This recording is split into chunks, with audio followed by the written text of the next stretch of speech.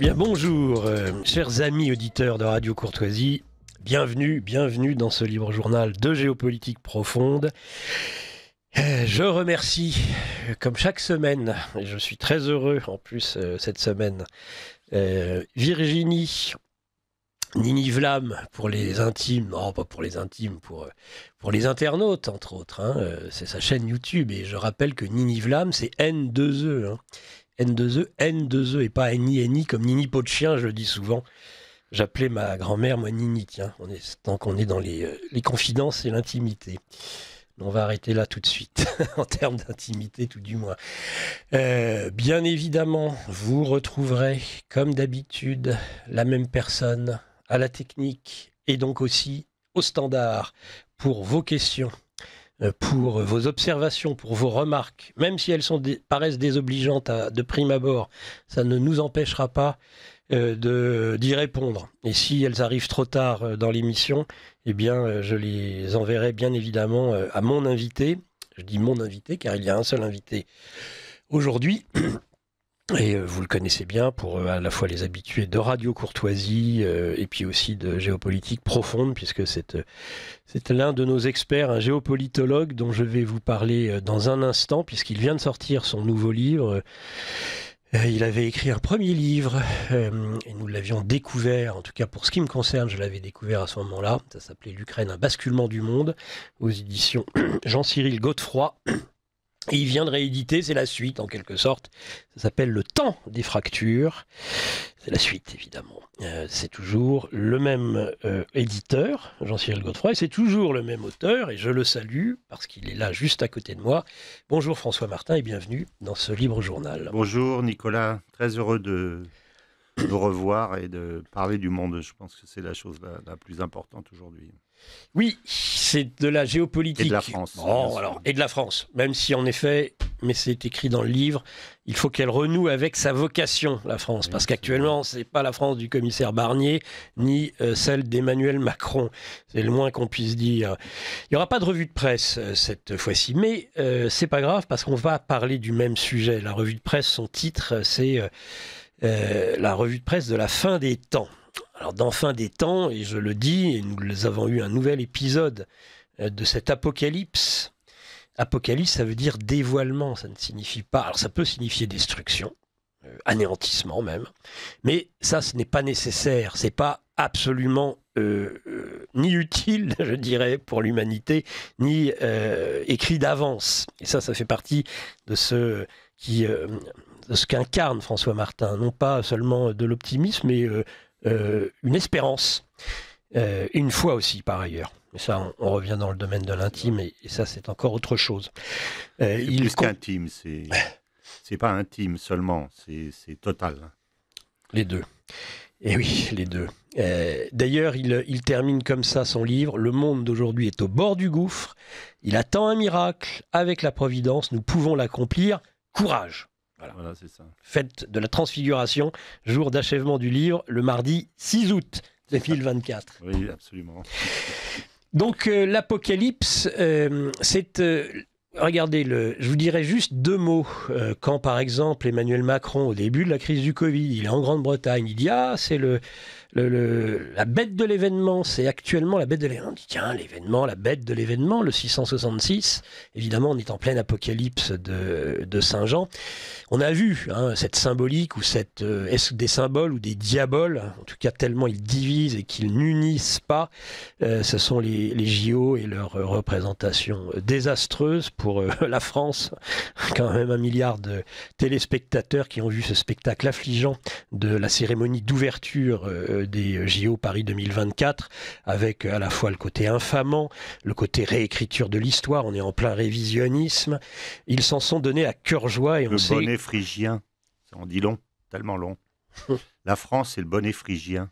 Non. C'est ça le symbole. La couronne, ouais. Plutôt. Bah oui, ça pourrait. La couronne. Ouais. Mais la seule chose qu'ils aiment de couronner, c'est le corona.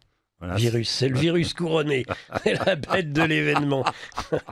La base, c'est 666, mais en fait, sur quelle base comptait Saint-Jean ? Il comptait sur une base 7. Donc en fait, après 666, il n'y a pas 667. C'est l'équivalent de 999 et de 1000. Ça veut dire le 666, c'est juste avant. À la fois, c'est le dévoilement, le 666, mais juste après, c'est évidemment la félicité. C'est le triomphe. Oui, Parce oui. que ça, quand on est chrétien, on n'en doute pas, on ne peut pas en douter une seconde. J'en ai assez dit, sinon on va partir dans trop d'élan mystique. François Martin,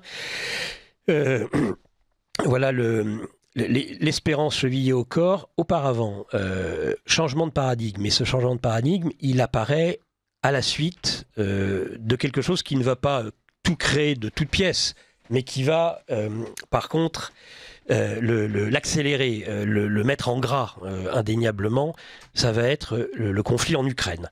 Et de là part ce basculement, mais qui ne fait qu'amplifier, accélérer quelque chose qui était déjà sous-jacent. Oui, je vais répondre, mais avant, je pense par rapport à ce que tu disais, mon cher ami, dans le livre de Job de cette semaine, il y a une conversation entre Dieu et Satan, où il reçoit Satan, il lui dit « Qu'as-tu fait ?» Et il lui dit « J'ai parcouru la terre et j'ai rôdé. Oui, J'ai rôdé. » Donc, il y a le mot de rôder. Donc, en fait, il faut découvrir le satanisme, pas forcément à travers les chiffres symboliques, mais surtout à partir des activités où le satanisme est sous-jacent et présent, mais bien existant. Et on va en parler à propos du wokisme qui dévoile, en fait, les gens disent « Ah, attends, satanisme, mais attends, il n'y a pas de satanisme. » Mais si. Mais on va vous le montrer, justement, et c'est une partie du livre. Il rôde comme une bête féroce. Voilà, c'est ça. Prenez garde. Cherchant qui dévorait. Voilà. Ouais, cherchant qui dévorait, c'est exactement ça. Alors, l'Ukraine, donc, écoute, j'ai eu, en fait, moi, je le dis toujours, je ne connais pas l'Ukraine, en fait. Mais j'ai fait 40 ans, j'ai passé 40 tu connais ans bien à le monde, voyager dans tout le reste du monde, y compris dans tous les autres pays de l'Europe centrale et orientale, de ce qu'on appelait les PECOS, pays d'Europe centrale et orientale, Pologne, République tchèque, Hongrie, Pays-Baltes, Roumanie, Bulgarie. Dans tous ces pays-là, j'ai été faire des affaires. J'ai été ou acheter du sucre ou vendre du lait, ou acheter du lait d'ailleurs dans certains pays. Donc je connaissais tous ces pays, je savais comment ça fonctionnait. J'étais en Russie une fois, à Rostov-sur-le-Don précisément, pour un colloque à l'invitation de Jacques Attali, encore plus bizarre. Mais bon. Et en fait, quand j'ai vu démarrer cette affaire, je me suis dit, tiens, moi j'ai vu pendant 40 ans le monde évoluer petit à petit, mais une des choses les plus difficiles à comprendre pour les gens, c'est les changements de paradigme. Parce que la nature humaine est ainsi faite qu'elle est paresseuse, intellectuellement paresseuse. Donc on vit sur des paradigmes qui sont les lignes de force qui permettent de structurer la pensée. Donc on dit voilà, c'est comme ça, les États-Unis nous ont protégés. Alors certains sont vrais, certains sont faux, mais globalement l'explication du monde est à peu près véridique. Et puis petit à petit, les choses changent et les paradigmes ne sont plus valables, mais les gens ne s'en sont pas aperçus et ils continuent à vivre selon les construction du monde ancienne. Et à un moment donné, ils disent, attends, c'est plus du tout comme ça. Les choses ont complètement changé. Mais pour ça, il faut qu'il y ait des gens qui le disent et qui le comprennent d'abord et qui l'expliquent. Et moi, j'avais vu changer les choses. Et quand j'ai vu ça, je me suis dit, tiens, ça va être un révélateur, précisément. Et le monde n'est pas plus du tout ce qu'on pense. Les pays du Sud sont beaucoup plus puissants. La force du Nord est finissante. Et donc, j'ai voulu écrire ce livre et tout ce que j'ai lu ensuite sur l'Ukraine m'a confirmé ma pensée.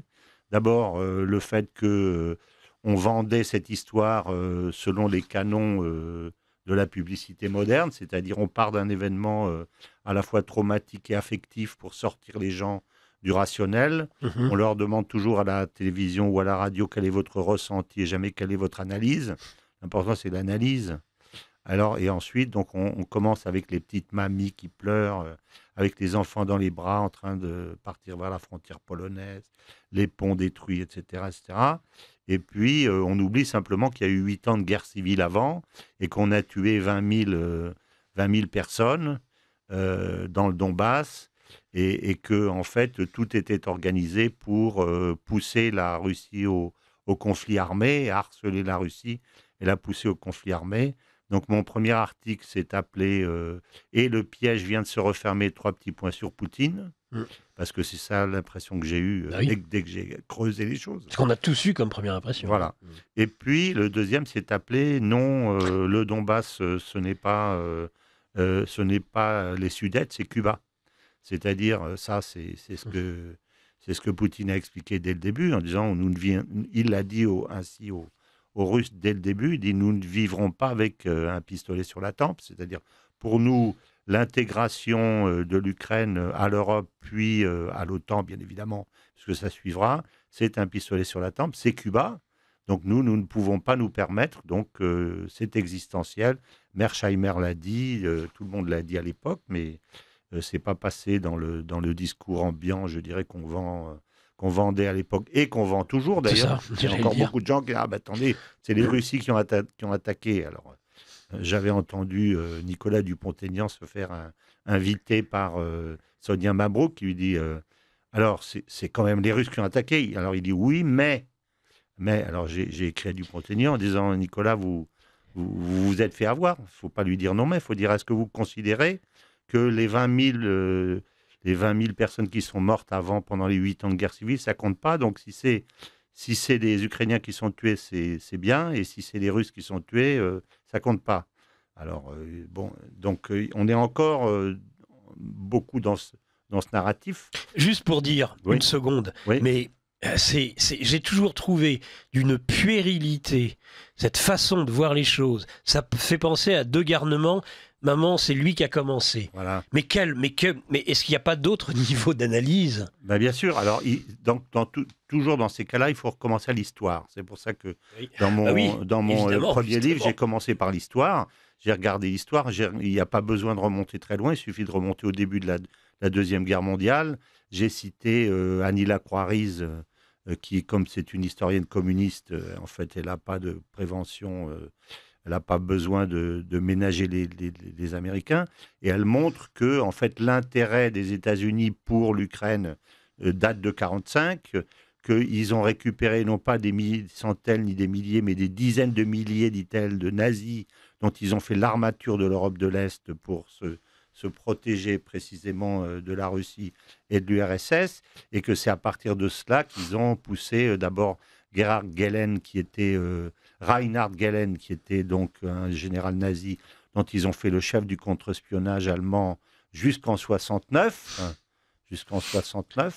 et ensuite, à partir de là, Bandera et toute la bande. Donc, c'est en fait ce régime qui est aujourd'hui, il date d'une graine qui a été plantée par les États-Unis dès 1945, en fait. Donc, et dès qu'on lit un peu l'histoire, on comprend ça. Donc, derrière, bon, si on passe assez rapidement, on arrive au Maïdan, qui est évidemment 2014. une construction de la CIA avec les services secrets polonais. On sait que les snipers polonais des services ont tiré sur les policiers, etc. Bon, je passe. Que Victoria Nuland définit le gouvernement 15 jours avant Maïdan. Donc, quand on définit le futur gouvernement d'après Maïdan, avant Maïdan, c'est qu'on organise le Maïdan. Ouais. Qu'elle fait nommer, je le dis à chaque fois parce que les gens ne le savent pas, c'est significatif, la responsable du poste économique de l'ambassade des États-Unis à Kiev comme ministre des Finances du gouvernement ukrainien, à qui on fait donner la nationalité ukrainienne le jour de son investiture. C'est comme s'il y avait une forme de révolution de palais en France et qu'on nomme l'ambassadeur des États-Unis Premier ministre, par exemple, en lui donnant la nationalité française le jour de son investiture. Non. Mais la France n'est pas du tout colonisée. C'est juste... voilà, c'était le mieux au poste. Voilà. Mais c'est ça le mérite. Elle définit donc le gouvernement, elle donne la ligne politique qui est de pousser les Russes au conflit armé. Elle dépense entre 5 et 10 milliards de dollars pour construire une ligne de Maginot extraordinaire dont on a vu que les Russes ont mis presque 2 ans à la traverser, avec la caractéristique de systématiquement passer à l'intérieur des villes et des villages, de telle sorte que si les Russes tapaient pour traverser, ils soient sûrs de tuer un maximum de civils. Donc en fait, c'est la civilisation, je veux dire, de l'armée, de la guerre. Ça, c'est aussi systématique. Donc ça explique toute la situation dans laquelle elle est. L'autre réflexion qu'il faut avoir en superstructure étant le fait que il faut toujours que les Américains aient la maîtrise.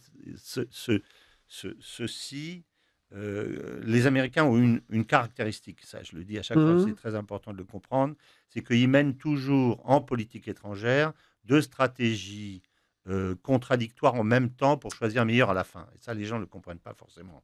Par exemple, avec l'islam, c'est très clair. Hein. Avec Éric Branca, qui est l'autre personne que je cite énormément dans ce livre, montre que pendant la guerre, en même temps que les Américains font la guerre aux nazis avec nous, ils négocient avec les nazis pour essayer de retourner les nazis, pour les mettre dans le camp de l'Ouest contre les Russes. Et De Gaulle s'y oppose et Churchill s'y oppose. Mais sinon, ça aurait peut-être marché. Donc, les Américains négocient avec leurs ennemis comment retourner leurs ennemis contre leurs alliés. C'est quand même spécial, ça. Ensuite, ils vont financer à la fois l'OAS et le FLN. On ne comprend pas pourquoi, mais eux, dans leur logique, ils comprennent très bien. Ils se disent, si le FLN gagne, on aura du pétrole. Et si l'OAS, on finance l'OAS, parce que pour nous, c'est important d'emmerder De Gaulle. Donc, voilà. Donc, ensuite, ils financent le Shah et Khomeini en même temps. Bon, c'est leur méthode. Et là, en fait, en même temps, ils poursuivent deux objectifs. L'un, c'est de réduire la Russie à défaut de la détruire, ou de la couper en morceaux, mais de l'affaiblir. Et l'autre, c'est de manger l'Europe. C'est quand même l'enfant caché des États-Unis d'Amérique, Macron. Hein. C'est dans le en même temps. Non, mais on est tout à fait là. Et en fait, s'ils réussissent, ils n'ont pas réussi à détruire la Russie et l'Ouest, s'en faut. Par contre, ils ont tout à fait réussi par différents moyens dont il n'est pas utile de développer, mais je le développe dans le premier livre et aussi dans le deuxième, en particulier ce qu'on appelle l'IRA, c'est-à-dire l'Inflation Reduction Act, c'est-à-dire de manger l'Europe, de coloniser l'Europe sur le plan énergétique, alors qu'elle était déjà sur le plan politique, parce que je rappelle que quand on protège un pays militairement, ça veut dire qu'on le domine et politiquement. Il n'y a pas d'exemple dans l'histoire où un pays en est protégé un autre militairement sans le dominer politiquement. Ça n'existe pas. Avec tutelle financière, il manquait en effet sur le plan industriel et économique de parfaire. Voilà. En plus, donc, la vassalisation. Le coût du Nord Stream, qui est quand même énorme, et qui leur a permis de coloniser l'Europe complètement sur le plan énergétique, comme Fabien Bouglet le rappelle dans son livre. La guerre mondiale de l'énergie. Et voilà, donc aujourd'hui, nous sommes dans un espèce de... Nous ne sommes pas ni un pays souverain, ni même une fédération souveraine, mais on est un espèce de glacis, comme était le glacis dans le glacis des pays de l'Est dans le pacte de Varsovie. On a une sorte de pacte de Varsovie dont la direction est à Washington. Voilà. Donc, qui est contradictoire avec l'histoire, et voilà. D'où l'inversion des pôles auquel on a assisté à partir de la chute du mur de Berlin. Bien sûr, absolument. Voilà. Donc, c'est ça que je montre, et donc, pour moi, autant, de même que la chute du mur de Berlin, avec le retour de l'Allemagne à ses sources d'approvisionnement naturel à l'Est, était inscrit dans l'histoire, à un moment donné, était inscrit dans l'histoire, et d'ailleurs, a provoqué pour moi la véritable chute de la France, parce que la France avait à cette occasion un client piégé qui était l'Allemagne, qu'elle approvisionnait totalement et qui n'avait pas la possibilité d'aller s'approvisionner ailleurs. Et à partir du moment où la frontière à l'Est tombe, l'Allemagne peut récupérer des travailleurs à bas prix, des produits, du lait que je sais. Puis son Mitteleuropa, elle retrouve son espace. Donc la France perd la maîtrise de son client piégé. Et en général, dans une entreprise, quand on perd la maîtrise de son client piégé, on est en danger de mort. Et nous, à cette époque, on n'a pas réagi. En 89, nous n'avons pas réagi en disant que c'était l'hallali commercial pour nous et qu'il fallait immédiatement aller réinvestir et acheter des entreprises par centaines en Pologne si on voulait continuer à tenir l'Allemagne. Enfin, à l'époque, c'était Mitterrand, le président de la République, qui n'y connaissait rien et qui Voilà, ne c'est s'est ça. jamais Mais intéressé à ces globalement, nous questions-là. n'avons pas une vision géopolitique ni de l'économie ni du commerce. Surtout Donc, sous cet aspect-là. voilà, Encore, c'est on a ça. bien vu qu'il a cherché à Certaines entreprises ligoter avaient un compris. Gulliver, Moi, Mitterrand, j'avais mais c'était entendu politique ça et dans c'était une vain. conférence de Bruno Bonduel, hein, et qui avait expliqué ça. Je lui dis, mais ce type est génial parce que c'est simple. Nous sommes effectivement en train de perdre notre monopole commercial et la maîtrise de notre principal client et personne ne réagit. Et là, il se passe mutatis mutandis un peu la même chose, c'est-à-dire que cette frontière qui coupe l'Europe en deux, la partie de l'Ouest et de l'Europe centrale d'une part aujourd'hui et la partie russe de l'autre, est une frontière factice qui est construite par, je dirais, la turpitude des hommes, mais la Ukraine nature veut des dire choses. frontière quand même. Comment ? L'Ukraine veut dire frontière quand même. Oui, mais ce que je veux dire, c'est que... Il joue sur une ambiguïté vis-à-vis de la Russie. Oui, mais ce que je veux dire, c'est qu'il n'est pas normal que la Russie n'ait pas son entrée naturelle à l'Ouest. Ça, oui. Et réciproquement, c'est là que je dis que l'Europe, elle a de l'Atlantique à l'Oural ou même de l'Atlantique à Vladivostok. Elle n'a aucune vocation à être coupée en deux ad vitam aeternam. Ça n'a pas de sens. Donc, cette construction américaine, puisqu'elle est américaine, qui a protégé les États-Unis au moment du rideau de fer, je rappelle ça. Solzhenitsyn le dit et on critique les Américains à ce sujet, pas dans le destin du courage, dans le déclin du courage que je cite dans mon livre, mais dans un autre livre qui s'appelle L'erreur de l'Occident, en disant en fait, vous êtes entendu avec les Soviétiques. C'est pas vous qui avez fait tomber l'Union soviétique, ce sont les dissidents. Et l'Union soviétique est tombée de lui-même parce qu'elle n'était pas capable de produire, parce que son système était autodestructeur. Mais en fait, ça vous arrangeait, parce que en fait, ça vous a permis de conserver le contrôle de l'Europe de l'Ouest, dont Zbigniew Brzezinski, dans Le Grand Échiquier, dit que c'est la base même de la puissance américaine, c'est la maîtrise de l'Europe. Ce que vous dites dans votre livre, Le temps des fractures, François Martin, aux éditions Jean-Cyril Godefroy, c'est que finalement, l'Occident, le Nord, se fourvoie à partir de la Révolution française, et dont on sait que 1917 est une réplique. Oui, c'est ça. Alors, ça, c'est un autre aspect. Mais parce que c'est le double aspect le double échec, finalement. Voilà, c'est ça. Alors, il faut repartir. Je cite une réflexion de Solzhenitsyn qui est dans le déclin du courage, qui est le livre qui est tiré du discours de Harvard. Et en fait, cette réflexion est totalement éclairante et je pense que c'est le cœur même de mon livre, en fait. Et Solzhenitsyn fait un raisonnement très simple en disant vous êtes en décadence, en fait. Et il dit même aux étudiants de Harvard, vous êtes fichus. Vous êtes fichus. Parce que vous avez avalé, une réflexion qui est celle des Lumières, qui vous a vendu le bonheur sur Terre. À partir du moment où vous avez vendu le bonheur sur Terre, d'abord, ça ne marche pas parce qu'il y a la mort au bout. Donc, vendre à quelqu'un le bonheur sur Terre s'il y a la mort n'est pas inclus dans le système du bonheur. Des mortels, voilà. pas seulement des humains. Et surtout, il dit,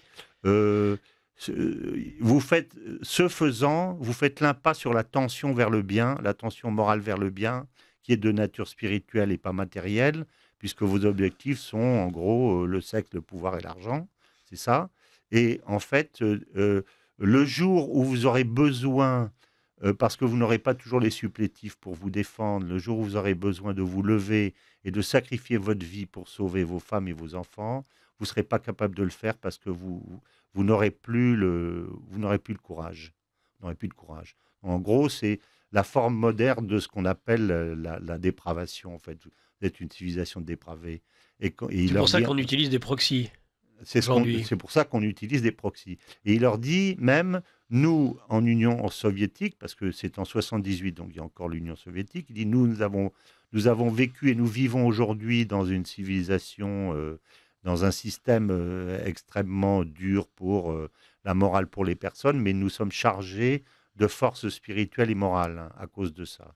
et vous l'avez perdu. Donc si on me proposait de choisir votre monde plutôt que le mien, je préférerais encore le mien parce que je ne veux pas perdre quelque chose qui a autant de valeur à mes yeux, qui est la force morale, contre un système de colifichet, de musique. Alors bon, il développe beaucoup de ça parce qu'il développe toutes les erreurs de l'Occident, mais ça m'a permis de comprendre qu'il prophétise non seulement la chute de l'Union soviétique, qui aura lieu donc en une dizaine d'années plus tard, mais il prophétise de la même façon, et peut-être d'une façon encore plus claire, la chute du système occidental et la fermeture de la parenthèse ouverte par les Lumières.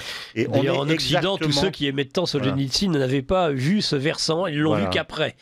Voilà, et on est aujourd'hui en plein dedans, et le rapprochement, c'est ça. Et on le voit, alors je développe, puisque là, c'est la partie du deuxième livre, j'élargis non seulement à la réflexion sur l'Ukraine, mais également à la réflexion sur Gaza, à la réflexion sur les révolutions africaines, et même ce que j'appelle le réveil des peuples en Occident, un processus décolonial qui se réveille parce que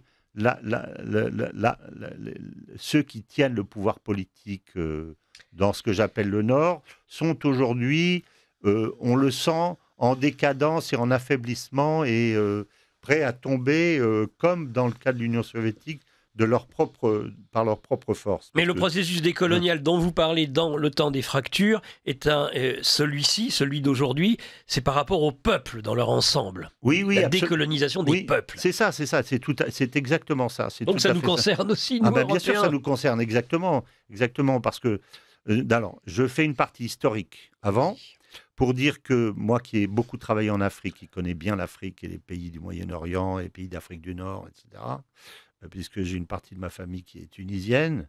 Si vous voulez, on subit, pas dans ma famille, mais chez certains, une accusation à propos de l'esclavage et de la colonisation. Donc, je fais une première partie sur l'esclavage et la colonisation. La France, pays génocidaire. Voilà, en disant d'abord que Macron, c'est gentil d'accuser d'abord qu'il faut s'appuyer là-dessus sur le grand spécialiste qui est Olivier Pétré-Grenouillot, et sur un livre que tout le monde devrait avoir lu qui s'appelle Les traites négrières, où tout est expliqué en fait. Et je crois que ça vaut la peine de faire un petit rappel là-dessus. Pétré-Grenouillot dit en gros que la terre en Afrique est collective et rapporte peu, en fait, naturellement.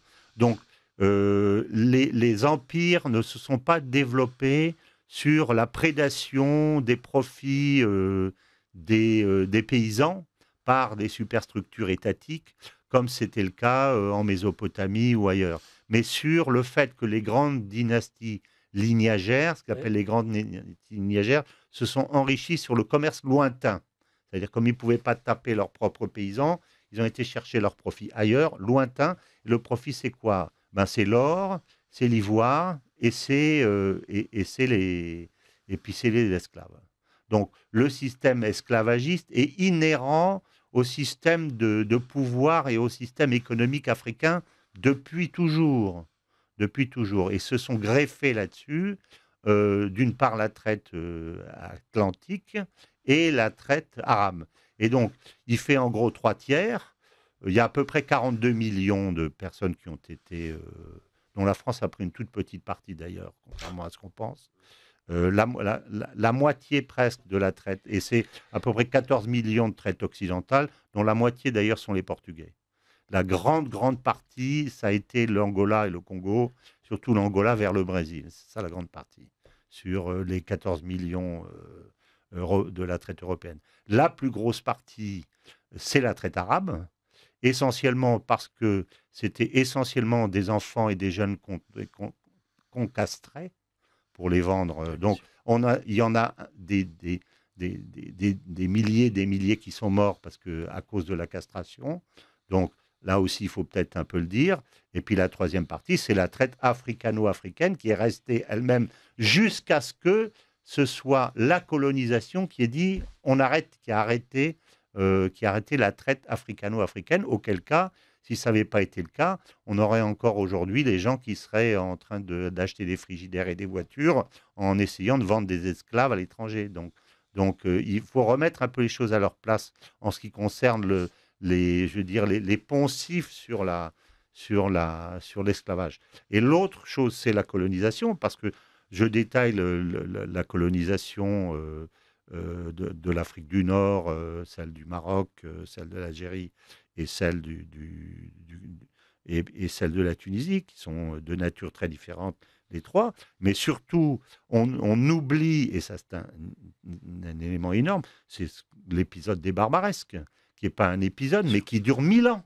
L'épisode des Barbaresques dure 1000 ans. Alors je dis que s'il y a une animosité vis-à-vis des musulmans et des Arabes en Europe, peut-être que c'est encore dans l'esprit des gens, s'il y a eu 1000 ans de Barbaresque. Et l'épisode des Barbaresques s'est arrêté en 1830 par la conquête d'Alger. C'est pour ça qu'on a été tapé Alger, parce que ça fait 1000 ans, il y a eu 1 250 000 chrétiens qui ont été raptés, vendus dans des conditions horribles, etc. Piraterie de la Méditerranée. Si la Tunisie est devenue un protectorat avec le traité du Bardo, c'est bien parce que la Tunisie était en faillite. Parce que ces pays-là n'ont absolument pas profité de l'essor occidental à qui ils auraient pu livrer tous les produits agricoles possibles et imaginables au cours du 19e siècle et du 18e siècle. Ils n'en ont pas profité parce que la seule chose qu'ils produisaient, c'était de la rapine et de l'esclavage, en fait. C'est ça la cause première de l'affaiblissement économique de ces pays-là. Donc, il faut peut-être le dire. Alors, ce que je dis, c'est que ces poncifs qui sont répétés, en fait, ne sont pas la cause aujourd'hui de ce que j'appelle l'animosité du Sud contre le Nord, et qui est la cause, en fait, des tensions qu'il y a aujourd'hui et qui ressortent. Ça, c'est ce que disent les activistes, mais ce n'est pas vrai. La vérité, c'est l'attitude des États-Unis et la colonisation américaine après la Deuxième Guerre mondiale. Ce qu'on a appelé le néocolonialisme. Et surtout, à partir de 91, et là, il est très important de citer tout le développement des néoconservateurs américains que les gens ne connaissent pas, ce qui est la doctrine Wolfowitz en particulier, dont je rappelle le mantra de la doctrine Wolfowitz, c'est la benevolent global hégémonie, c'est-à-dire l'hégémonie globale bienfaisante. C'est-à-dire, on vous tue, on vous bombarde, on vous attaque préventivement, mais c'est bienfaisant. C'est bienfaisant. La guerre pour la paix. Voilà. Et en fait, toute la cause de cette tension qu'il y a aujourd'hui entre le Sud et le Nord, et de cette bataille dont j'explique que le Sud est en train de la gagner aujourd'hui, c'est parce que là aussi, on arrive à la fin de cette période de l'hégémonie l'hégémonie des néoconservateurs, qui démarre en gros après la période de Reagan. Disons, au moment de la période de Reagan, ils sentent que là, il y a un basculement et qu'ils vont avoir la maîtrise du monde. Et mais ils ne peuvent pas la mettre en œuvre avec Bush père et avec Clinton, qui sont plutôt des modérés, des pragmatiques, donc ils ne veulent pas profiter en gros complètement de leur, disons, de leur héritage hégémonique. Et par contre, c'est Bush fils, à partir de Bush fils, qu'ils prennent le pouvoir complètement avec septembre 2001. Condoleezza Rice, avec Wolfowitz précisément, avec toute cette bande de types qui sont en fait, qui se présentent comme des moines soldats en disant nous voulons le bien de l'humanité et on vous tape pour le bien de l'humanité, mais qui sont en réalité des voleurs, des tricheurs et des pirates. L'événement qui le prouve étant l'attaque de l'Irak et la petite fiole de talc de l'ONU, de Colin Powell, au vu et au su du monde entier. C'est-à-dire, je pense, et je dis dans mon livre, que les pays du Sud, voyant l'hégémonie du Nord, savent ce que c'est que l'hégémonie d'un fort sur les faibles. Il y a un proverbe arabe qui dit « la main que tu ne peux couper, baise-la ». Voilà. Donc, ils auraient été prêts à embrasser la main qu'ils ne peuvent couper, mais ils préfèrent qu'on leur dise « va evictis ». Je suis le chef, je suis le roi, je suis le dominateur. Donc, je prends ce que je veux. Ça, c'est quelque chose qu'ils auraient compris, mais pas « je fais ça pour le bien de l'humanité ». Ça, c'est une hypocrisie qui ne passe pas. Et c'est surtout de la part du Nord, je veux dire, une perte de face et une perte d'image qui est le pire de ce que l'on peut percevoir au Sud. Ça, c'est faire le bien parce qu'il y a, outre-Atlantique, un messianisme américain qui d'ailleurs se recoupe avec peut-être au Proche-Orient un autre messianisme, le messianisme d'Israël. Alors, il y a un messianisme, bien évidemment, il est dans cette phrase, mais le messianisme... Tout n'est pas qu'imposture dans le fait « je vais vous faire votre bien ouais. ». Il y a aussi une vision qui n'est pas que matérialiste, bien pour sûr, le coup. Elle est issue de la philosophie protestante, ouais. Je suis désolé de le dire, mais ouais. Elle est tout à fait... Mais je veux dire, dans l'épisode de l'ONU dont je parle, il y a cette contradiction flagrante qui consiste à dire « nous venons là pour le bien », et en même temps, on va vous piquer les 9 milliards d'or qu'il y avait dans la Banque centrale. Qui fait l'enfer la bête, je vais rien vous apprendre. Oui, ben voilà. François. C'est ça, absolument, absolument. Et c'est ce qui se passe, c'est ce qui va se passer. Et à ce moment-là, ils vont dérouler à travers une série de guerres tout un tas de les éléments de leur puissance qui vont en fait dilapider avec ce conflit ukrainien et ce conflit gazaoui, etc., etc. Et après, on va rentrer dans le détail de ce que représente cette tension également par rapport au peuple, puisqu'il ne faut pas l'oublier, sous deux aspects.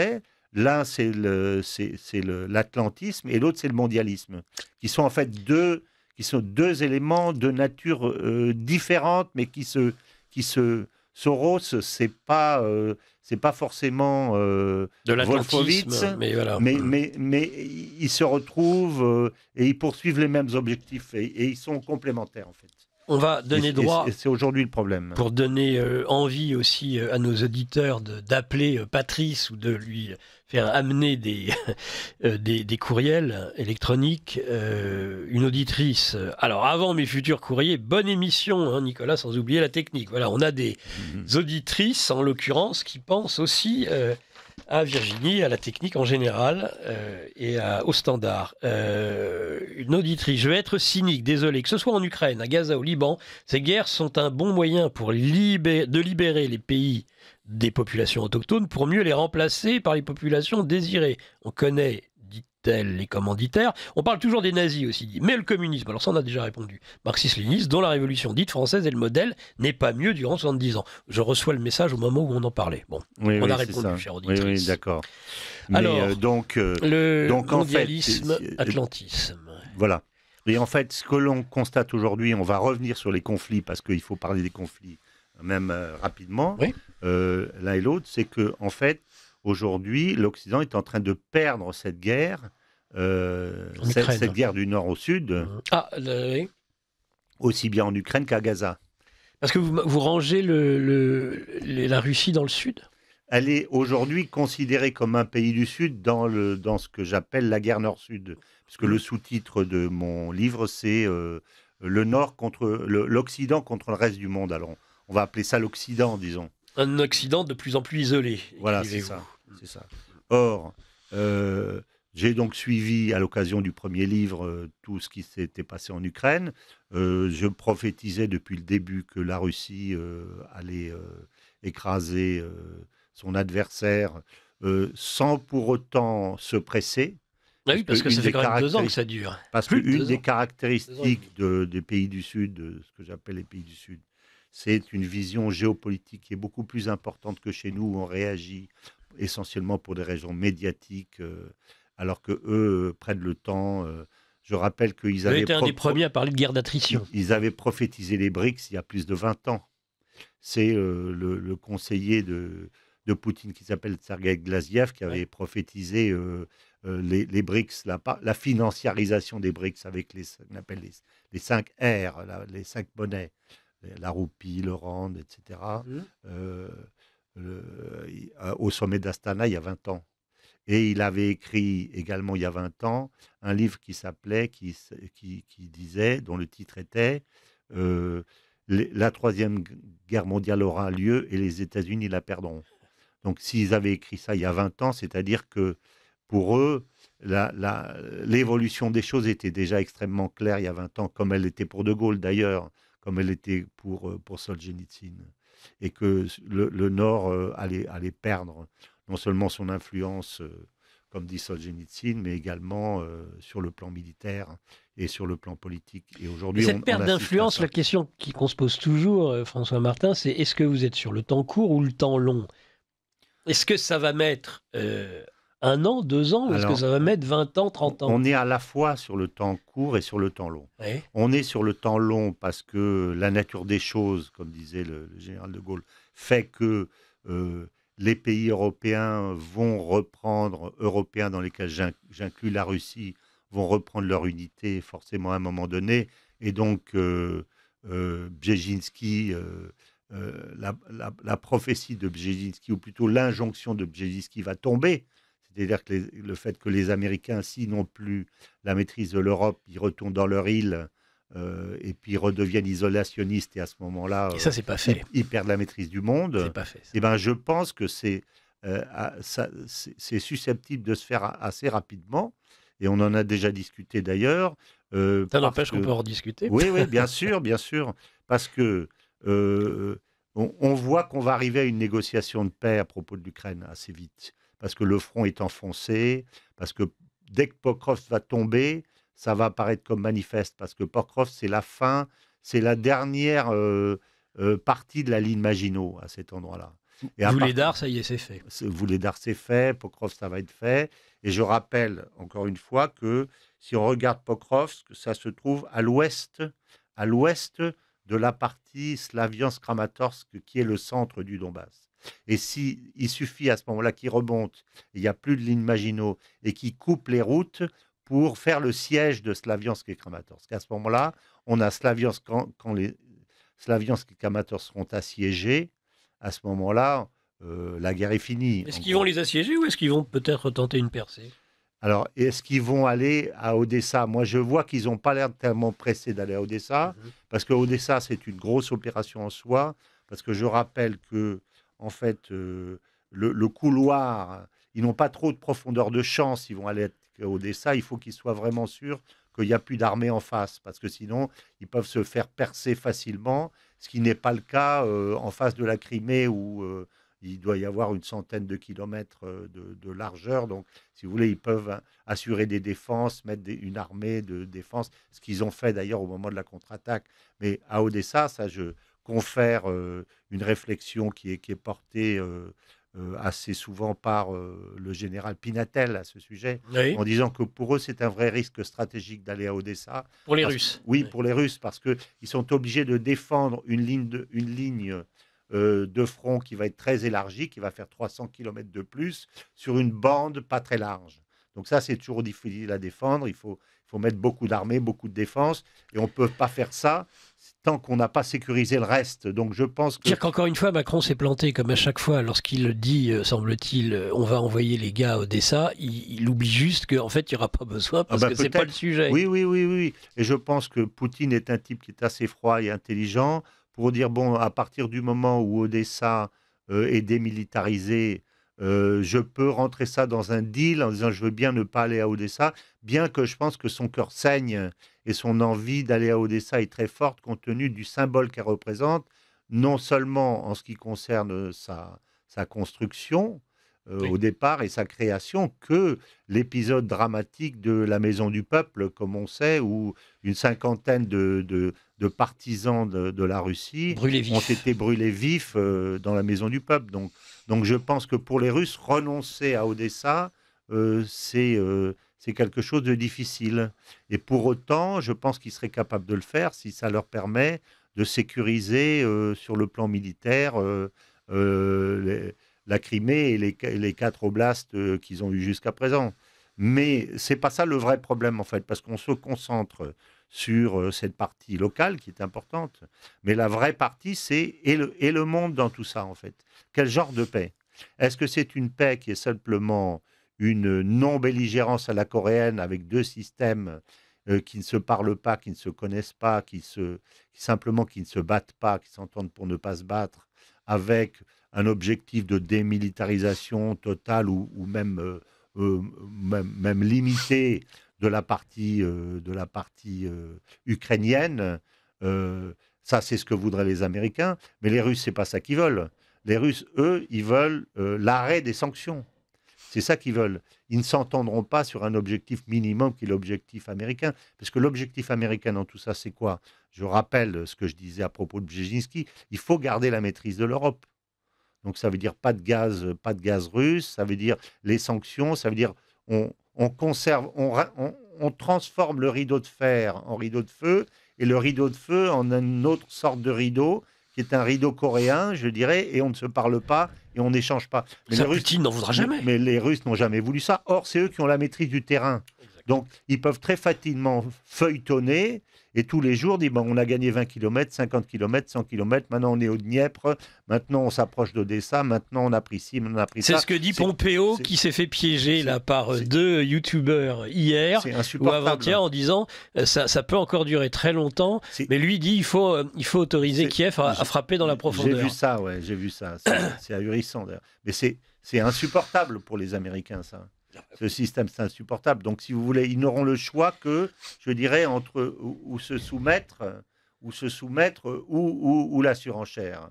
Or, la question de la surenchère, nous en avons déjà eu l'occasion d'en discuter. On a la même chose au Proche-Orient. Hein. Oui, bien sûr, mais c'est tout à fait parallèle. C'est incroyable. Quel est le choix américain dans cette affaire? Le même choix que le choix, je dirais, américano-israélien, parce qu'on dit toujours Israël, mais c'est pas... Israël, et après on va en parler. Israélo-américain, c'est la même chose. Non, mais c'est intéressant de voir ils sont piégés. Ces deux conflits ils sont piégés complètement. Ils sont piégés sous des formes différentes. Mais ils sont piégés. Qu'est-ce qu'ils vont faire? Ils vont autoriser la frappe dans la profondeur. Dans l'idée de Pompeo, elle est folle. Il dit en gros, s'il n'y a pas des bombes sur Moscou et Saint-Pétersbourg, on négociera pas. Mais est-ce qu'il connaît les Russes? Je veux dire, Mearsheimer, dès le début de la guerre, a dit mais les Russes font très attention en Ukraine. Pour différentes raisons. Mais s'ils veulent, ils détruisent l'Ukraine tout entière et la transforment en champ de ruines comme ils veulent, et y compris Kiev. C'est très facile. Pourquoi ne le font-ils pas? Parce que, encore une fois, beaucoup s'étonnent. Poutine est un clausewitzien dans sa façon de voir les choses. La politique, le militaire est une continuation de la politique par d'autres moyens. Et son objectif, c'est un objectif politique, un objectif diplomatique. Il veut pouvoir, à la fois par le militaire, à la fois par la pression et à la fois par les accords, pouvoir revenir à l'Ouest à un moment donné, parce qu'il sait que ces accords à l'Est, ces accords avec la Chine sont des accords provisoires, encore une fois. Même si on a passé un grand accord qui sert énormément les Chinois, il sait très bien que dans leur prudence, les Chinois ne peuvent pas se satisfaire d'avoir l'essentiel de leur gaz qui vient de Russie. Il faut qu'ils diversifient leurs sources pour ne pas être entre les pattes des Russes. Et d'autre part, on sait que la question de l'Est de la Russie reste une question extrêmement épineuse parce que je rappelle que pour la plupart des Chinois, l'Est de la Russie, ça appartient à la Chine. Voilà. Donc, on se met d'accord, mais Poutine ne sera en sécurité géopolitiquement que le jour où il sera revenu à l'Ouest, qui est la nature des choses. Mais ce jour-là, ce jour-là, les États-Unis redeviennent isolationnistes. Donc, ils ont perdu la maîtrise du monde. Ils ont perdu la maîtrise du monde. Donc, c'est cette négociation extrêmement importante qui aura lieu, et à mon avis, elle aura lieu dès que Trump ou Kamala sera là, soit avec Trump, parce que Trump a dit qu'il le ferait, soit avec Kamala, parce que si c'est Kamala, elle sera obligée de le faire à cause de la nature des choses. Je vais vous poser une question, mais juste après François Martin, ce très court bobino. Oui. Avec François Martin, on rappelle le livre qui nous occupe aujourd'hui, et c'est le titre de cette émission, Le temps des fractures. L'Occident contre le reste du monde, un Occident bien isolé. François Martin, donc aux éditions Jean-Cyril Godefroy, on rappelle que François Martin avait au préalable, et auparavant plutôt, et ce livre, Le temps des fractures, est une suite en quelque sorte, écrit un livre, toujours aux éditions Jean-Cyril Godefroy, sur l'Ukraine, le temps des fractures. L'Ukraine a basculement du monde. Mais ça c'est normal, parce que Patrice vient toujours au moment, en fait, où je m'exprime. Il fait exprès, à mon avis, c'est pas possible. Merci Patrice quand même. Évidemment, je suis perturbé parce que comme tout homme, je suis monotache. Alors voilà, ça s'appelait donc ne l'étend pas, le temps. je rappelle, elle est c'est pour ça qu'en multitâche. général, j'ai mon assistante avec moi, Lara Stam, mais elle n'est pas là aujourd'hui. Elle est pas là. Justement, bon sang de bonsoir. C'est Voilà. elle qui prend normalement les messages. les messages. Je peux pas tout faire, moi, je ne suis pas un homme orchestre. Donc François Martin, Le temps des fractures aux éditions Jean-Cyril Godefroy, et auparavant, en effet, l'Ukraine, un basculement du monde. Est-ce que Donc cette négociation est absolument fondamentale. Attendez, et ça va être la moi clé. je vais vous poser une question d'abord. Oui. Un peu, allez, il faut commencer un peu à piquer parce que quand Oui. même 45 minutes à vous entendre dérouler de façon très brillante, mais quand Oui. même, je ne Oui. sais pas là pour faire dérailler Non, le allons-y. train du tout, le TGV, mais pour un petit peu mettre Oui, oui. des éléments de contradictoires dans le débat. Est-ce que vous sous-estimez pas un peu l'Occident dans tout ça? J'ai l'impression que vous réduisez l'Occident à être aujourd'hui contraint ou réduit à la provocation. Provoquer pour éventuellement pouvoir en ajouter une couche, que ce soit d'ailleurs au Proche-Orient ou en Russie. Est-ce que l'Occident à ce point, n'a plus de capacité d'initiative dans le monde? C'est malheureusement ce que je constate quand je vois. Je ne vois pas de pensée stratégique. Quand je vois la pensée stratégique qu'il y a en Chine, en Iran, en Russie, et que je vois ce qu'il y a en Occident, je suis sidéré par la faiblesse de la pensée occidentale. C'est ça qui me sidère. Il y a chez eux une volonté de prédation et d'argent à cause de la prégnance du lobby militaro-industriel. Et à mon avis, il faut en parler beaucoup plus dans les réflexions parce que c'est une des clés de compréhension de ce conflit, plus que les raisons géopolitiques, à mon avis, beaucoup plus. Beaucoup plus. Mais je ne vois pas derrière... Solzhenitsyn, dans un dialogue avec Philippe de Villiers, que je cite également dans le livre, dit en 2006, vous vivez une éclipse de l'intelligence. Une éclipse de l'intelligence. Et c'est très bien dit. Il dit, vous ne comprenez pas. Où est la stratégie derrière le fait de taper, continuer à s'écraser contre le mur russe en permanence pour arriver où on ne peut pas leur parler. J'avais dit ça à Berkov dès le début. J'ai dit, mais on va perdre. Parce qu'on n'a jamais été voir ce qu'il y a chez nos adversaires. Qui c'est les Russes? Qu'est-ce qu'ils font? Qu'est-ce qu'ils veulent? Comment ils sont organisés?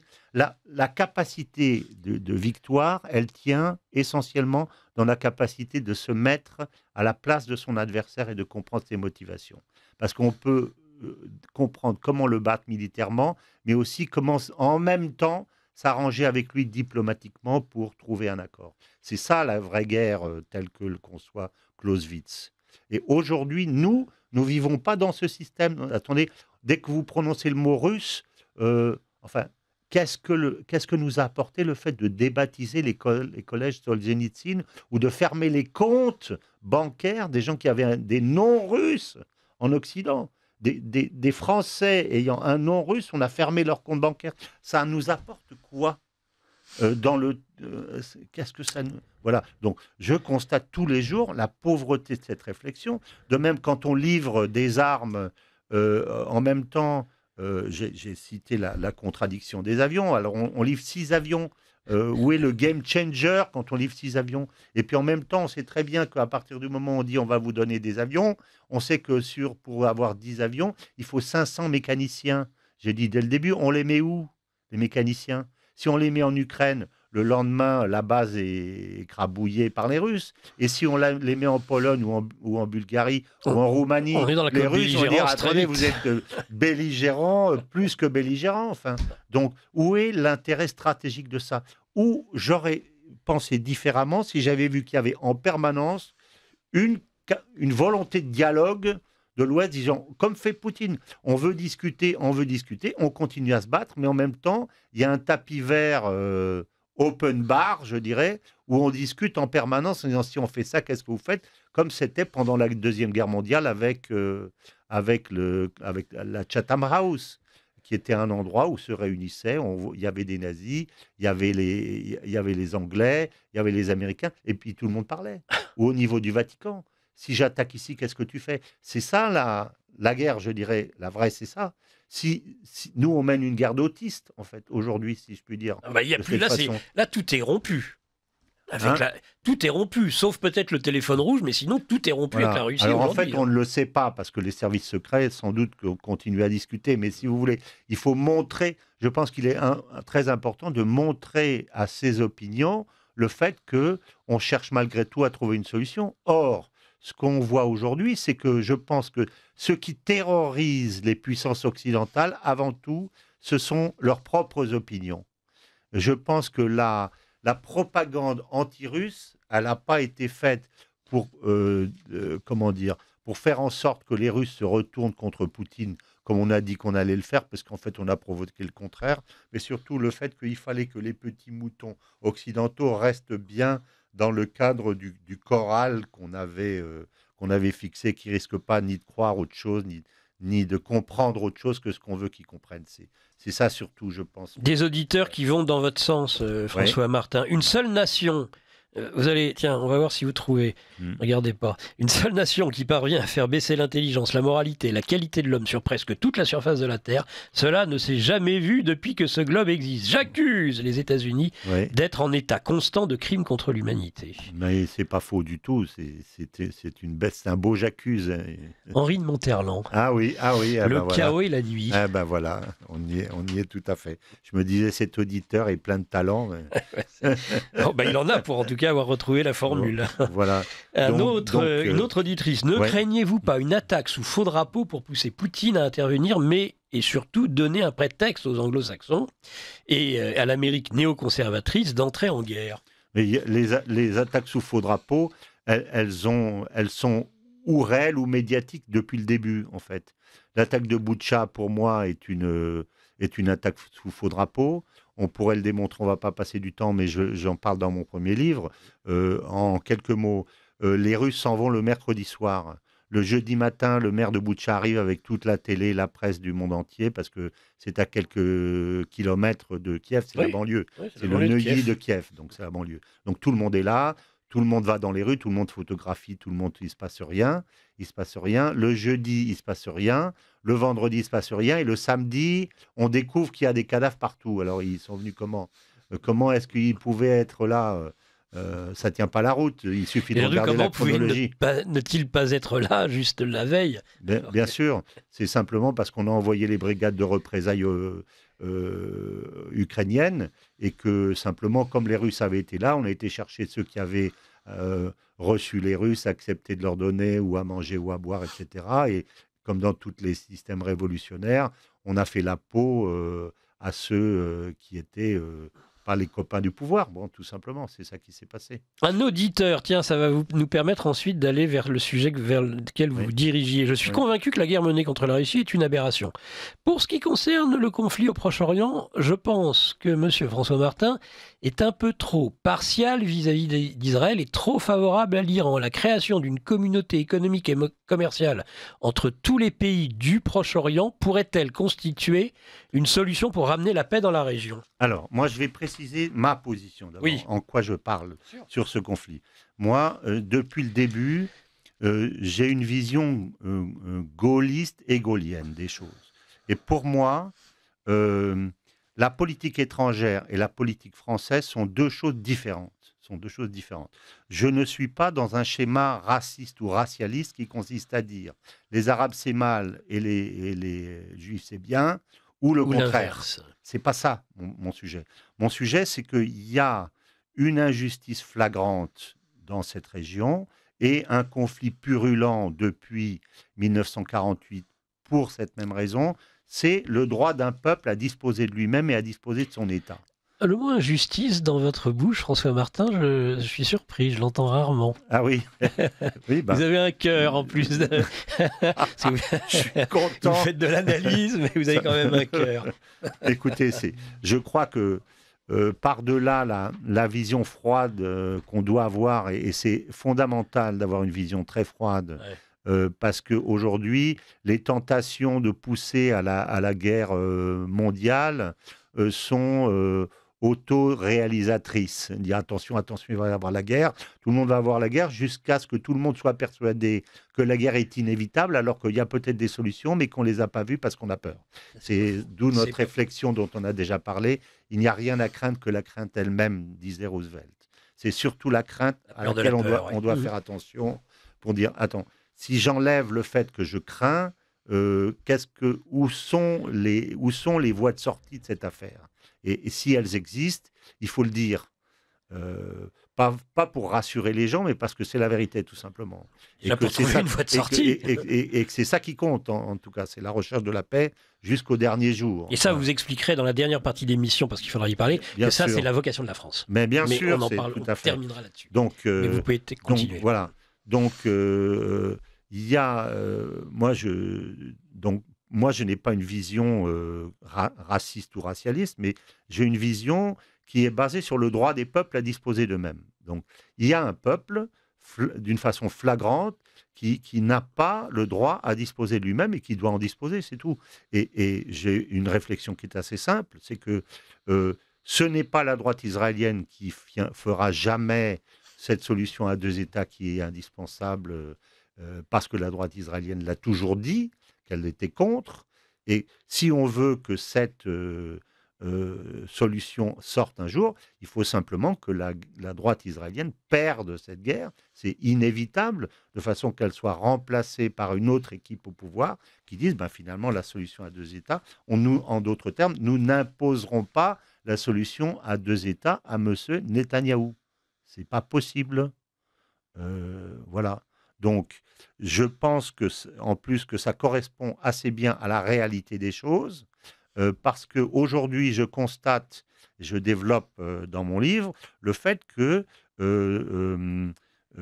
l'État d'Israël est coincé de tous les côtés. Il est coincé militairement parce que, contrairement à ce qu'on dit, il n'a pas du tout écrasé la résistance gazaoui, qui se reconstitue au fur et à mesure confèrent les vrais spécialistes qui disent qu'en fait, sur les 30 katibas, il y en a peut-être 2 ou 3 qui ont été abîmées, mais qu'elles sont reconstituées très vite parce que c'est bourré de jeunes qui n'attendent qu'une chose, c'est de rentrer dans les katibas pour aller se battre aujourd'hui. Donc, elle n'est pas. La preuve, c'est que il y a encore eu un char qui a été déquillé hier ou avant-hier. Donc, s'il n'y avait plus de résistance, les chars pourraient se promener, et ce n'est pas le cas. Donc, aujourd'hui, ils sont en dehors, ils ne tiennent pas la bande, sauf le couloir de Philadelphie, une partie, parce que ça empêche ou ça embête l'arrivée je pense, des armes cachées. Mais il y a probablement encore des tunnels qui vont en Égypte par-dessous, par lesquels ils peuvent avoir des choses, sous la frontière, je suis persuadé, puisqu'il y a 800 km de tunnels. Pourquoi le seul endroit où il n'y aurait pas des tunnels, c'est sous la frontière? Enfin, c'est plus utile. Donc, c'est clair. Donc, et pour le reste, ils font des incursions et ils ressortent, mais ils ne restent pas. Parce que quand ils restent, il y a des types, il y a des snipers, etc., etc. Enfin, on est dans une guerre classique, donc ils ne tiennent pas. Donc, leur objectif qui consiste à dire, en même temps, on va éradiquer le Hamas, on n'éradique pas un mouvement qui est ancré dans la population depuis 20 ans ou 50 ans. On ne l'éradique pas, c'est pas vrai. Et en même temps, on va sauver les otages, auquel cas il aurait fallu dire on arrête de se battre et puis on négocie, et on ne le fait pas. En fait, derrière ça, ce qu'il y a, c'est l'application de la doctrine Hannibal, qui consiste à dire les otages morts sont des héros et les otages vivants sont des problèmes. Donc on ne va pas le dire, mais l'idéal, je vais le dire très cyniquement, l'idéal pour Netanyahou, ça serait que tous les otages soient morts. Parce que si tous les otages soient morts, on n'a plus besoin de discuter et de faire semblant d'essayer d'aller les sauver. C'est ça le problème. Donc aujourd'hui, alors ils sont coincés à Gaza, ils sont coincés économiquement parce que le pays est exsangue complètement. Je rappelle que chaque tir de l'Iran leur coûte $1 milliard. $1 milliard, parce que le tir d'un missile pour arrêter un drone, c'est $4 millions. Donc, 2 ou 3 tirs comme ça, ils sont nettoyés.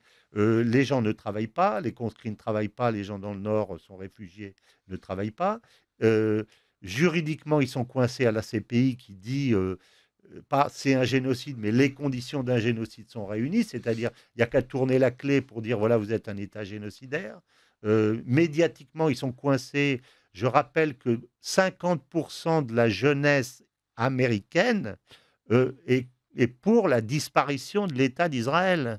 50% de la jeunesse. Donc, il y a un vrai problème dans le monde entier. Donc, comment est-ce qu'ils essayent de sortir? Ou ils essayent de sortir en attaquant le Hezbollah, ce qu'ils ont fait avec, je dirais, une attaque intelligente par le biais du Mossad pour éliminer Nasrallah. Mais je rappelle, contrairement à ce que les gens pensent, que le Hezbollah, ce n'est pas un proxy de l'Iran. Le Hezbollah, c'est l'Iran.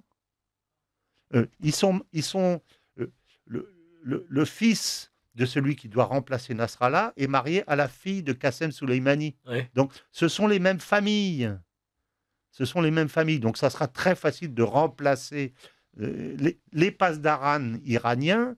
Ils sont au cœur du système du Hezbollah, j'en suis sûr, puisque c'est l'Iran qui finance et qui arme. Donc, on ne peut pas penser que leurs propres soldats iraniens, ne sont pas au cœur même du système du Hezbollah. Ça n'aurait pas de sens. Est-ce que ça me fait penser à vous écouter, est-ce que les prophéties autoréalisatrices, c'est pas aussi, par exemple, pour Israël, de considérer, parce que vous avez quand même donné un chiffre qui fait froid dans le dos, 50% de la jeunesse aux États-Unis souhaiterait la disparition, pas le deux États, la disparition d'Israël. Absolument. Est-ce que là, on n'est pas justement... Ça indique le discrédit, mais aussi dans le risque d'autoprophétie réalisatrice, du genre, on pense qu'on veut, que tout le monde nous en veut, on veut nous faire disparaître. En conséquence de quoi, on déchaîne la colère du monde entier et peut-être qu'on finit par disparaître. Pour moi, c'est le principal danger de l'affaire. Aujourd'hui, ce n'est pas la victoire d'Israël ou la défaite d'Israël, c'est le risque de la disparition d'Israël. Et quand vous entendez vous voyez, cher auditeur, François Martin n'est pas si pro-iranien que ça. Michel Sibony ou des Ronnie Broman ou des gens comme ça, beaucoup de gens, de juifs européens disent, attends, Netanyahou est en train de couler non seulement son propre gouvernement, mais de l'État d'Israël tout entier et notre propre discrédit pour 100 ans. Je rappelle que l'État d'Israël s'est construit à partir de ce que j'appelle son crédit victimaire, c'est-à-dire sa capacité, c'est ce qui fait grandir, c'est le crédit victimaire. Le peuple génocidé, le peuple de la Shoah, de l'Holocauste. Cette guerre et la façon dont elle est conduite avec une éclipse de l'intelligence de la part de Netanyahou, et pas seulement de sa part, mais de la part également des Américains qui sont derrière, parce qu'on va parler après du lien avec les États-Unis, qui est bien plus que ce qu'on croit, se sont fait voler leur crédit victimaire qui a disparu et qui est construit par leurs ennemis. Et toute la geste d'un pays ou d'un peuple se construit à travers la victimisation. Voilà. Et la mort de Nasrallah, dans ce sens, est à peu près le pire de ce qu'on peut faire parce qu'on en a fait un martyr et un héros. Donc pendant 100 ans, on va célébrer Nasrallah. C'est une erreur monumentale d'avoir assassiné Nasrallah. Si on veut bien sortir simplement des schémas militaristes. Voilà. Donc je pense qu'ils sont perdus. Je pense depuis le début qu'à un moment donné, de même qu'en Ukraine, ils s'en sortiront en faisant sauter un jour Zelensky en disant c'est de sa faute, c'est lui le méchant, nous on voulait pas, mais on voulait discuter, mais lui il voulait pas. Là c'est Netanyahou un jour qui va payer les pots cassés. Leur seule façon de retrouver de l'espace politique, c'est de virer Netanyahou. C'est ce que je pense. Et je pense, pour finir sur ce sujet, parce qu'après il faut aussi parler de l'Afrique, il faut parler de l'Europe, il faut parler de la France, je pense que aujourd'hui, la guerre d'Iran n'aura pas lieu. Je pense que la guerre d'Iran n'aura pas lieu. On est dans un niveau plus élevé. On est à un niveau plus élevé de système dissuasif, si vous voulez. Un système de posture où chacun veut ne pas aller trop loin. Je dis simplement une chose. L'idée comme quoi Bibi Netanyahou est un type qui est inarrêtable, qui fait ce qu'il veut, etc. Irrationnel. À mon avis, c'est une idée totalement fausse. Ah bah vous n'avez pas toujours dit ça. Ouais, je le crois pas. Vous ne le croyez plus. Je le crois pas. Pourquoi ? Qu'est-ce qui vous a fait changer d'avis par rapport à ça, au moins l'irrationalité? Parce que je pense que le système en fait américano-israélien, on ne prononce pas assez cette phrase. Américano-israélien. Il y a une théâtralisation, selon totalement vous, imbriquée. dans l'un dit « non, il ne faut pas le faire voilà, mais en réalité, tout ça, c'est oui, parce qu'en la... fait, il ne faut pas avoir l'air théâtre. de dire... Il y a une personne qui m'a fait comprendre ça, c'est la personnalité de Blinken. Le système américano-ukrainien, américano-israélien est totalement construit autour non pas du peuple juif qui habite aux États-Unis, qui à mon avis a très peur des conséquences de la situation, comme on l'a dit, parce qu'ils ont peur de se faire traiter de génocidaires dans 100 ans, mais autour des chefs qui sont en même temps ceux qu'on retrouve au niveau des néoconservateurs, au niveau des marchands de canons, etc. Les Kagan, les Victoria Nuland, les Blinken et ces gens-là. Donc, ce sont eux qui tiennent le système. Et eux, Netanyahou ne les gêne pas. Par contre, si la déflagration devient mondiale, c'est la fin de leur business, je dirais. Donc, il faut que ça dure, là aussi. L'Ukraine, c'est parfait, parce qu'on en remet... Quand on voit que on va arriver au bout, on remet une pièce dans le jukebox et on va tirer dans la profondeur pour faire durer. Je pense que le problème, c'est Blinken. C'est Blinken. Et aujourd'hui, je pense que Netanyahou sert tout à fait les objectifs de Blinken et les objectifs de l'AIPAC et les objectifs des néoconservateurs. Par contre, si on est dans une déflagration mondiale avec l'Iran, je ne suis pas sûr que ce soit le cas. Et je pense même que s'ils tirent sur les puits de pétrole et que l'Iran, comme on l'a déjà dit, coule un bateau au détroit d'Ormuz et fait décupler les prix du pétrole, je ne pense pas que ça rend service. Donc je pense qu'ils vont trouver, s'ils n'ont pas réagi tout de suite, c'est parce qu'ils sont en train de chercher une solution pour, je dirais, sauver la face sans avoir l'air de provoquer une réaction plus brutale de l'Iran. Vous rappelez, François Martin, qu'il faut qu'on parle aussi de la France. Oui. Au temps des fractures, Jean-Cyril Godefroy, vous avez toute une partie qui est consacrée à cette vocation de la France. C'est ça. En expliquant justement que les facteurs de... c'est le pays de la paix, c'est le pays qui peut parler et qui est le seul à pouvoir parler. Juste un instant, juste avant, les auditeurs, toujours les questions des auditeurs. En prévision d'une attaque israélienne, la Russie a envoyé ses systèmes de défense aériens S-400 à l'Iran, surtout que dans la chaîne 13 israélienne, le Conseil de sécurité décide de répondre à l'attaque de l'Iran. La Russie va-t-elle se trouver impliquée à l'insu de son plein gré? Ça, il a répondu, François Martin. Donc, mais on donne droit quand même. Elle va l'être, mais elle va pas le dire ouvertement parce qu'elle ne veut pas faire monter la sauce. Elle va le faire, elle va armer les outils, et un jour, il y a un bateau occidental qui va se retrouver par le fond à cause d'un... Voilà. Et Poutine appellera Biden en disant tu l'avais... Voilà, je te l'avais dit. Avec tous les bateaux de l'armée russe qui ont été coulés en mer Noire, ça serait jamais qu'un petit retour sympathique, le monnaie de leur pièce. Ne pensez-vous pas que les Ukrainiens puissent faire exploser la centrale de Koursk? On est toujours dans le... Si l'Occident sent qu'il perd la guerre russo-ukrainienne, n'est-il pas tenté d'aller jusqu'au bout de l'horreur, tellement les enjeux de cette guerre sont telluriques? Est-ce que vous pouvez répéter la question? Si l'Occident sent qu'il perd la guerre russo-ukrainienne, n'est-il pas tenté d'aller jusqu'au bout de l'horreur, tellement les enjeux de cette guerre sont telluriques? Mais je pense que c'est tout à fait le cas. Et c'est pour ça que je pense qu'on va arriver, qu'on y a été déjà à un certain moment, on va arriver à un moment donné à un point où on va se dire stop ou encore. Et je pense que moi, j'ai tendance à penser qu'il y a... Vous savez, quand les gens sont très riches et très puissants, ils ont peur de perdre.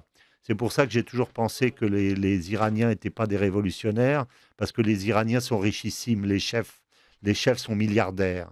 Donc quand vous avez le milliardaire, il n'a pas envie de mourir sous une bombe atomique. Donc c'est une chose qui calme ça. Il y a encore des questions d'auditeurs, on ne va pas pouvoir répondre à toutes les questions parce que je trouve qu'on est d'ailleurs, et ça c'est quand même quelque chose de très dommage, polarisé en permanence. Et alors que le débat français soit systématiquement pollué par le Proche-Orient, comme s'il n'y avait pas d'autres sujets. Bien sûr. Arrêtons avec ces obsessions. Je suis d'accord avec ça. Il fallait le développer un petit peu pour que les gens comprennent. Parce que je réagis par rapport aux questions d'auditeurs. De dire Israël est foutu, mais il y a des éléments qui permettent de le montrer. Mais si on va très vite, la France. Il y a un autre cas. Avant de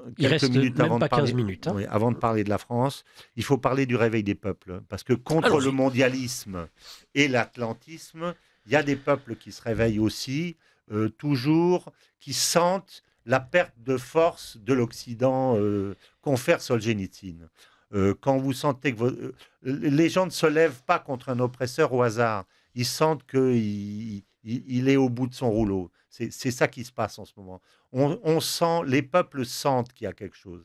Si ça s'est passé en Ukraine en ce moment, si Poutine a fait ça, c'est pas un hasard. Si les Gazaouis sont sortis du bois, c'est pas un hasard. S'il y a eu des révolutions africaines qui consistent à dire il y en a marre de nos arrangements à l'ancienne avec papa Chirac ou avec papa Mitterrand, etc. On veut être gouverné par nous-mêmes, ce qu'on appelle le néo-panafricanisme, je ne rentre pas dans le détail, c'est pas un hasard. S'il y a aujourd'hui ce qui se passe en Allemagne, ce qui se passe en France, ce qui s'est passé en France à l'occasion des européennes, même si ça ne s'est pas traduit ensuite dans les urnes en France, s'il y a ce qui s'est passé en Angleterre, où je rappelle qu'il y a 750 000 migrants qui rentrent chaque année et où la moitié de la population de Londres est d'origine exogène, c'est pas un hasard. S'il y avait eu la moitié de la population de Bamako qui avait été des Blancs, qu'il en rentre 750 000 par an et qu'à un moment donné, il y a un Blanc qui aille dans une école et qui blesse 8 petites noires et qui en tue 3 à coups de couteau, je pense que ça ne se serait pas réglé à coups de manifestation, ça se serait réglé à coups de machette. Voilà. Donc, on ne peut pas faire l'impasse des peuples.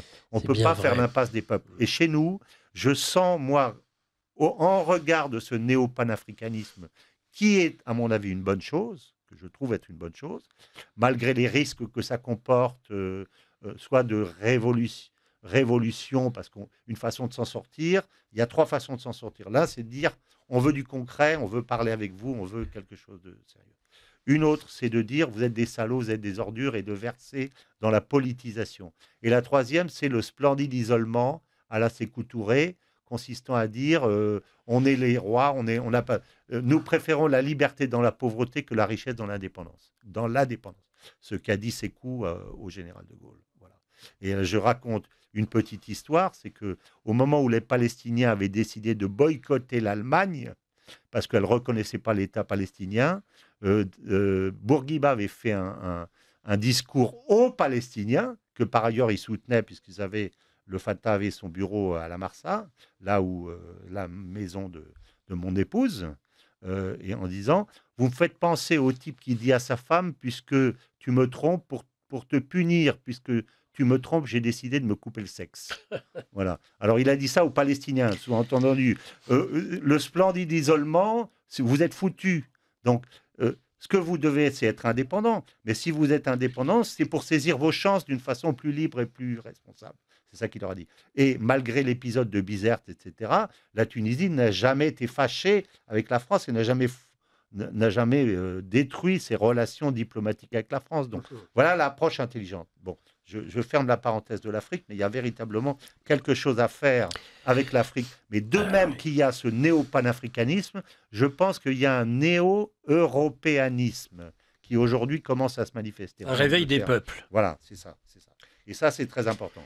Et là, la France elle est, parce que non seulement facteur de paix, mais aussi pour parler des peuples aux peuples. Et elle est le premier, peut-être le plus grand dans le concept d'État-nation. Pourquoi ? Parce que, encore une fois, cette négociation russo-américaine à propos de l'Ukraine va précipiter, à mon avis, et même assez rapidement, la chute politique de l'Occident. La chute politique. Parce que les Américains, qui ont un budget de 950 milliards de dollars militaires, vont être obligés de reconnaître leur défaite contre un pays qui a 70 milliards de budget militaire. Donc, à ce moment-là, c'est une défaite politique de l'Occident. C'est une défaite politique de l'Occident manifeste. Et qu'est-ce qui va se passer s'il y a donc cette véritable paix que j'appelle de mes voeux? Le lendemain, Emmanuel Macron, le président, tous les dirigeants européens vont partir à Moscou pour demander du gaz. C'est la fin du monopole gazier américain.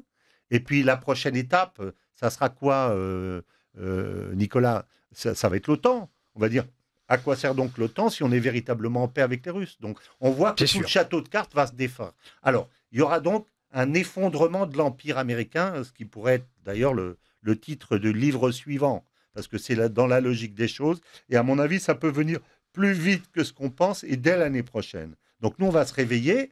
L'Occident n'a plus de force morale et n'a même plus de force politique. Mais qui sont les interlocuteurs valables? Voilà, c'est de ça qu'on arrive à la question. Parce que dans un vide politique, il rentre quelque chose. Ou bien vous amenez une alternative crédible, une philosophie, un conservatisme, une vision politique gaullienne, et on arrive à ça, ou vous amenez la haine, la destruction, salaud de blanc. Il ressort tous les discours des activistes, etc., qui sont d'ailleurs pas en Afrique, parce que quand vous allez discuter avec les Africains, ils disent on veut reprendre en main notre destin, ils disent pas salaud de blanc.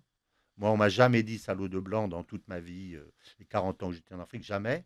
Par contre, là où vous entendez ça, c'est en Europe. Et en France, c'est des gens qui vivent en France, des Français. Je rappelle, je vais dire un truc, que Madame Diallo ou Monsieur, comment il s'appelle, Omar Sy, sont des peuls, c'est-à-dire les pires des esclavagistes, parce que l'idéologie, les peuls ont été les esclavagistes, les pires des esclavagistes sont détestés par toute l'Afrique à cause de ça. Donc, ce sont ceux qui nous donnent des leçons, ils sont chez nous, ils ne sont pas là-bas. Mais ce risque... Ils sont même pas chez nous, ils sont aux États-Unis. Voilà, ce risque, oui, les deux d'ailleurs, dont je parle. Et je rappelle que chez les Peuls, il y a 14 castes, et que la dernière des castes, c'est la caste des esclaves. Donc chez les Peuls, il y a des esclaves. Voilà. Donc ce sont ceux-là qu'on entend le plus contre nous. Bon, fermons la parenthèse. Ah, et parce qu'il ne reste plus que 5 minutes pour parler de la France et de sa vocation. Dans ce concert des nations, si on peut dire, ou cette fracture, il faut qu'il y ait un pays qui aille proposer des solutions, et avant des solutions, des façons de se parler. Parce qu'avant des solutions politiques, économiques, géopolitiques, il faut pouvoir se parler. Il faut être capable de dire, attendez, c'est pas parce qu'un Chinois vous tire la tête que pour autant il est fâché avec vous, parce qu'il faut comprendre comment les Chinois fonctionnent. Vous avez dit ça, vous avez fait ça, etc. De même de l'autre côté. Donc il faut un pays qui parle à tous. Et je pense qu'aujourd'hui, on a encore en tête le crédit dont dispose la France, il vient du général et du travail absolument gigantesque qu'il a fait. Le général de Gaulle. Hein. Voilà. Et du discours de Phnom Penh, qui est, à mon avis, la pierre angulaire de tout ce qui se passe, de tout ce qui est... Enfin, c'est clair qu'à Gaza, il n'y a pas de solution militaire. On veut quoi? 100 ans de guerre encore? On dit, ah oui, on va tondre le gazon. Les Israélites disent, les Israéliens, on tond le gazon. Ça veut dire quoi? On éradique le Hamas pour quelques années, puis on recommence, mais on tond le gazon combien de temps? 100 ans, 200 ans, 500 ans? Donc, il faut une solution politique. Donc, je pense que la France peut se servir de cette grande image et de cette grande force pour aller parler aux Chinois, aller parler aux Africains, aller parler aux Iraniens, aller parler aux Israéliens, et dire, voilà, il existe Israéliens, une autre vous croyez voie. qu'ils ont écouté la France? La droite israélienne, la droite israélienne, je ne pense pas, mais ça ne manque pas d'Israéliens qui sont mécontents de la façon dont Netanyahou les emmène dans le mur. Enfin, il n'y a qu'à regarder. Il les emmène absolument dans le mur, il n'y a qu'à regarder. Donc, il y a une opposition. Qu'est-ce qu'on attend pour aller leur parler? Voyez? Donc, je crois qu'on a beaucoup, nous, à faire. La dernière partie de mon livre, je montre qu'est-ce que la France doit faire pour pouvoir porter ce message. Il faut d'abord qu'elle se donne les moyens de sa puissance. Alors déjà, qu'elle se débarrasse de ceux qui, aujourd'hui, la dirigent et qui l'emmènent tout à fait à l'opposé de sa vocation. La dernière partie de mon livre est un plaidoyer, en fait, pour le souverainisme, si je veux dire, souverainiste gaulliste, en disant que ce qu'il faut... il y a d'abord un certain nombre de choses à faire. C'est quand vous n'avez pas votre souveraineté économique, vous pouvez toujours parler, personne ne vous écoute. Donc, il faut déjà commencer par là, la souveraineté économique. La souveraineté politique, aujourd'hui, la France est un canard sans tête. C'est une monarchie, républicaine dévoyée, à qui par le fait qu'on a passé le mandat monarchique à 7 ans, en un mandat dont on ne sait pas ce qu'il est à 5 ans. Puis on a tué l'esprit parce qu'il n'y a plus l'appel au peuple, il n'y a plus le référendum. Voilà, c'est ça. Donc, en fait, ce sont les lobbies qui dirigent complètement et qui ont la main sur l'État. Donc, il faut d'abord remettre de l'essence dans sa voiture. Il faut enlever les mains des lobbies du volant et remettre ses mains sur le volant. Ensuite, il faut une vision qu'on n'a pas. Parce que si on ne sait pas où conduire, on a beau avoir les mains sur le volant et de l'essence, il faut savoir. Et puis, il faut avoir dans le cœur une force. Parce qu'aujourd'hui, je pense que le principal problème de la France, c'est la désappropriation familiale, la désappropriation politique, la désappropriation du travail. Il faut que les Français se réapproprient leur propre pays en se disant c'est à nous et c'est pour nous et c'est nous. Voilà. Donc ça, c'est extrêmement important. Et quand vous avez fait ça, à ce moment-là, vous pouvez mener une politique intérieure pour lutter contre tous vos problèmes, y compris le problème de l'immigration. Mais vous ne commencez pas par résoudre le problème de l'immigration. C'est pour ça que je pense que les visions zemmouriennes sont peut-être justes dans les détails, mais elles sont fausses géopolitiquement, parce que vous ne réglez pas un problème comme ça si vous dépendez des États-Unis et de l'Europe, si vous n'avez pas d'argent, et si vous n'avez pas d'éducation, et si vous savez pas ce que vous voulez, et si les Français, quand on leur dit qu'il faut voter, ils disent attendez, à quoi bon comment vous réglez l'aquabonisme déjà? C'est ça hein, le problème.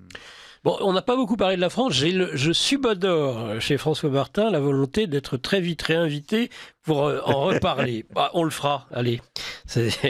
On a le massage est bien passé, François Martin. Le temps des fractures, Jean-Cyril Godefroy. Et on rappelle l'Occident contre le reste du monde et son livre précédent, l'Ukraine, un basculement du monde, toujours aux éditions Jean-Cyril Godefroy. Finalement, le temps des fractures, c'est un peu la suite. Qu'est-ce que l'on découvre une fois que le monde a basculé, ce nouveau monde qui arrive, et pour qu'il ne soit plus seulement un monde de fractures, mais d'une multipolarité assumée par tous, il faut la voix de la France. C'est comme ça que je résumerai ce livre. Avec l'aide d'un pays incroyable et indispensable, c'est la Russie. Bien sûr, mais bébé, bien sûr. Voilà. Mais c'est quelle alliance, quelle belle alliance. Voilà. Y revenir. Voilà. Merci François Martin, merci bien évidemment à Patrice, merci à Virginie à la technique, merci à tous chers auditeurs de votre écoute, car maintenant vient, et vous l'attendez tous, le temps des controverses et le temps de Mike Borowski. Merci chers auditeurs et à la semaine prochaine. En France, voici comment se déroulerait le déclenchement d'une frappe nucléaire.